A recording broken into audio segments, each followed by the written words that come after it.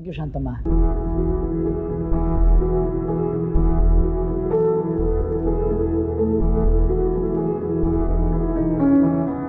ತುಂಬ ಕೋಲ್ಡ್ ಆಗಿಲ್ಲ ಅಲ್ಲ?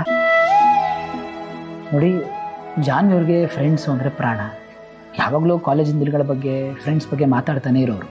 ಆದರೆ ಮನೆಗೆ ಏನಾದ್ರು ಕರೀರಿ ಅಂದ ತಕ್ಷಣ ಸುಮ್ಮನಾಗ್ಬಿಡೋರು. ಇವತ್ತು ನಾನು ನಿಮ್ಮನ್ನೆಲ್ಲ ಕರೆಸ್ಕೊಂಡಿದ್ದೀನಿ. Just wanted to understand, Janhvi ಅವ್ರಿಗೆ ನೀವು ಅಷ್ಟೇ ಜನ ಫ್ರೆಂಡ್ಸಾ ಅಥವಾ ಇನ್ನೂ ಬೇರೆಯವ್ರು ಇದ್ದಾರಾ? ಅವಳಿಗೆ ನಾವು ಮಾತ್ರ ಅಲ್ಲ ಸರ್, ತುಂಬ ಜನ ಫ್ರೆಂಡ್ಸ್ ಇದ್ದಾರೆ.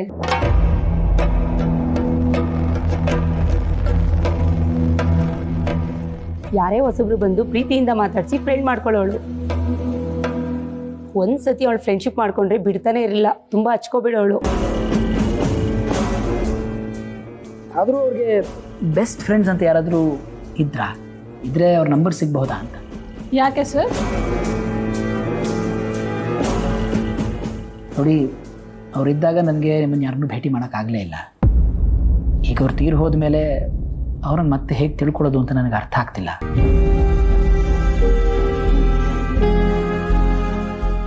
ಅವ್ರ ಬೆಸ್ಟ್ ಫ್ರೆಂಡ್ಸ್ ಯಾರು, ಅವ್ರ ಗೆಳೆಯ ಯಾರು ಅಂತ ಗೊತ್ತಾದರೆ ಅವ್ರನ್ನೆಲ್ಲ ಸೇರಿಸಿ ಒಂದು ಸಂತಾಪ ಸಭೆ ಮಾಡಬೇಕು ಅಂತ ನನಗೆ ಆಸೆ. ಆ ಮೂಲಕನಾದರೂ ಜಾನ್ವಿ ಅವ್ರನ್ನ ಇನ್ನೂ ಸ್ವಲ್ಪ ತಿಳ್ಕೊತೀನಿ.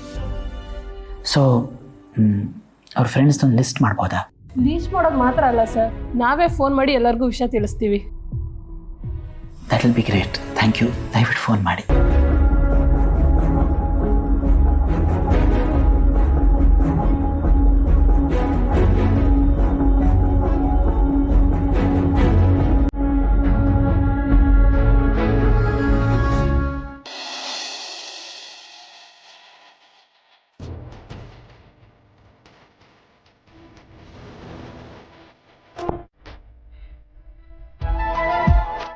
ಇಟ್ಕೊಂಡು ಏನ್ ಮಾಡಕ್ ಹೊರಟಿದ್ದಾನೆ ಇವನು?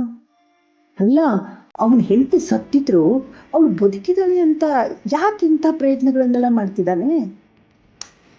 ನಿಜವಾಗ್ಲೂ ಅವನ ಹೆಂಡತಿ ಹೆಸರಲ್ಲಿ ಸಂತಾಪ ಸಭೆ ಮಾಡ್ತಾನ, ಇಲ್ಲ ಇವ್ರಿಗೆ ಸಂಕಟ ತಂದು ಹೊಡ್ತಾನ?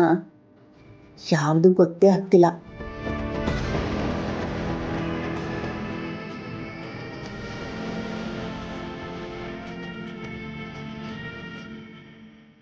ಸರ್, ನಮಗೆ ಗೊತ್ತಿರೋ ಫ್ರೆಂಡ್ಸ್ಗೆಲ್ಲ ಫೋನ್ ಮಾಡಿ ವಿಷಯ ತಿಳಿಸಿದ್ದೀವಿ. ಆದರೆ ಜಾನುಗೆ ಈ ಥರ ಆಗಿದೆ ಅಂತ ಕೆಲವ್ರಿಗೆ ಗೊತ್ತೇ ಇಲ್ಲ.